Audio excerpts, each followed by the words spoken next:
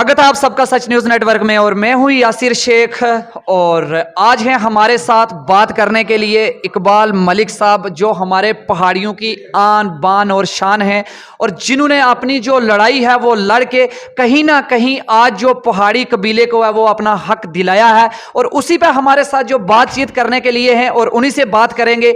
और सबसे पहले तो मैं इनको मुबारकबाद दूंगा कि अपनी कौम के लिए इन्होंने बहुत सारे संघर्ष किया और उसकी कहीं जो जीत वो आज हमें मिल रही है और इन्हीं से बात करेंगे।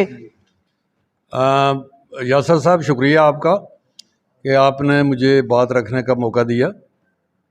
मुबारक ये पूरे पहाड़ी कबीले को है जिन्होंने इस पिछले चंद अरसा में जो एक यकजहती और इत्तेहाद का मुजाहरा किया, जो एक सीसा प्लाई दीवार की तरह खड़े रहे। जो भी हमने प्रोग्राम किया, जो जहाँ भी उनको बुलाया वो बिल्कुल वहाँ आए और उन्होंने पूरा साथ दिया। आपने देखा जब अमित शाह जी राजौरी आए तो मेरे ख्याल इतना बड़ा जलसा मैंने तो अपनी ज़िंदगी में नहीं देखा।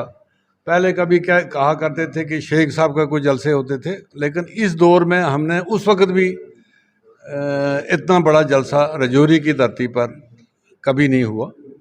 तो वो भी एक हमारे इत्तेहाद का और जो है निशानी थी और उसकी वजह से जो है अल्लाह ताला ने हमें कामयाबी नसीब की। और ये भाजपा सरकार जिन्होंने हमारी ये देराना मांग, एक पुरानी मांग, इतनी बड़ी जदोजहद के बाद हमारी मांग पूरी की, उनके हम नहायत ही मशकूर हैं। Honourable prime minister of India और जनाब Amit Shah ji home minister of India और हमारे जो अध्यक्ष हैं यहाँ रविंदर रैना साहब, इनका हम शुक्रिया। हमारी ये नस्ल नहीं बल्कि आने वाली नस्लें भी उनके मरहून मिन्नत रहेंगी। और मलिक साहब, एक बात पूछूं आपको कि जो इतनी पार्टियां थी पहले 70 साल ये पार्टियां रही, तो उनके होते हुए ये हक पहाड़ियों को क्यों नहीं मिल पाया? देखिए, ऐसा था कि मैं ज़ाती तौर पर मैं ये कहूँगा कि ये नीयत में खोट था। किसी पार्टी ने ये नहीं चाहा, बस नेशनल कॉन्फ्रेंस वाले यहाँ से तो भेज देते थे, लेकिन दिल्ली में वो सरकारों का हिस्सा रहे, वहाँ कभी उन्होंने कोशिश नहीं की कि इनको मिले। यहाँ दिखाने के लिए क्या देते, जो आपका केस हमने भेज दिया, लेकिन दिल्ली की जो सरकारें होती थी ज़्यादातर तो कांग्रेस ही रही, उन्होंने भी कभी इस इशू को सीरियसली जो है वो नहीं लिया और नीयत में खोट था। और इतना बड़ा फैसला फिर एक कमेटी के साथ जो है मुकाबला करके देना, ये भाजपा सरकार ही कर सकती थी और इतना दम नहीं है इन पार्टियों में। और एक बात, ये प्रोपोगंडा जो है वो आज भी चल रहा है कि गुज्जर बकरवाल जो है, गुज्जर बकरवालों का जो हक है वो छीन के कहीं ना कहीं पहाड़ियों को दिया गया है। क्या हमने गुज्जर बकरवालों का हक छीना है? ये बिल्कुल गलत जो है प्रोपोगंडा किया जा रहा है। देखिए, गुज्जर बकरवाल समुदाय जो है उनकी एक ही डिमांड थी। वो कहते हैं कि पहाड़ी हमारे भाई हैं, इनको मिलना चाहिए, लेकिन हमारे कोटे के साथ छेड़छाड़ नहीं होनी चाहिए। हमारे जो होम मिनिस्टर साहब हैं अमित शाह जी, उन्होंने बड़ी दूरअंदेशी से, अक्लमंदी से, सलाह मशवरे के साथ, हम कल उनको मिलने के गए हुए थे, हमें भी उन्होंने बताया कि भाई हमने जो फैसला किया है, जो उनका 10% का कोटा है उसके साथ छेड़छाड़ नहीं की जाएगी, वो इंटैक्ट रहेगा, आपको उसके अलग दिया जाएगा। और ये सबसे बड़ी जो डिमांड थी वो गुज्जर बकरवाल की थी। मैं समझता हूँ कि उनको इस पर खुशी का इज़हार करना चाहिए। मैं भी उनको मुबारकबाद देना चाहता हूँ कि उनको टच नहीं किया गया है, उनका कोटा उसी तरीके से है। और उनको गवर्नमेंट का भी शुक्रिया अदा करना चाहिए कि उन्होंने बहुत बड़ी डिमांड जो है हमें एसटी देते हुए उनकी उन डिमांड का भी ख्याल रखते हुए दोनों समुदाय को उन्होंने खुश किया है। मैं तो समझता हूँ कि इसमें अब कोई गिले गुजारी की कोई बात नहीं है।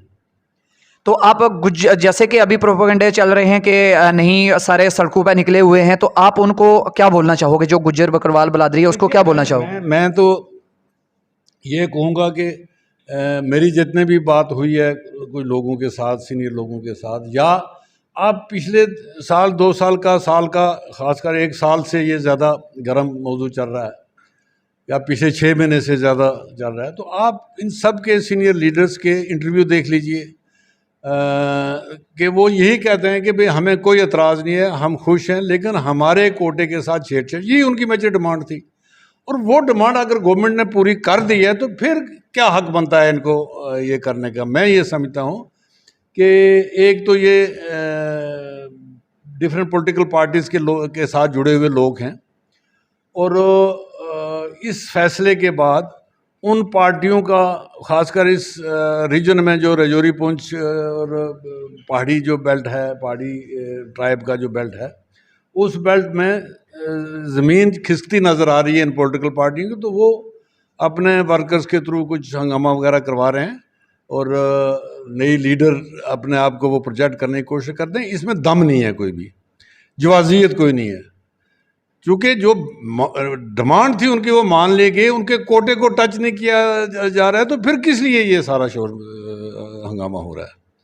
तो मैं समझता हूँ कि ये खाली पॉलिटिक्स है, ये इन लोगों की दुकानें अब चूँकि बंद हो रही हैं, तो बाकी ये सारे देखिए गुज्जर पहाड़ी ये कभी हो नहीं सकते जुदा।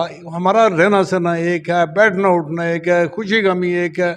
जब मरता है हम में से कोई तो सारे जनाजे में होते हैं, शादी होती है सब हम एक शादी में इकट्ठे होते हैं, हम कभी जुदा हो ही नहीं सकते। तो ये कोशिशें हो रही हैं कुछ लोगों के, कुछ पॉलिटिकल पार्टियों के द्वारा हमें बिछेड़ने की, तो कभी हम बिछड़ नहीं सकते, हम भाई भाई हैं। और जब ये सारी चीज़ें सामने आएंगी, मैं जो हमें भी बताया गया, यही हमें भी कहा गया कि भाई उनके साथ टच नहीं किया जाएगा, आपको अलग से दिया जाएगा, तो फिर हंगामा किस चीज़ का नहीं होना चाहिए।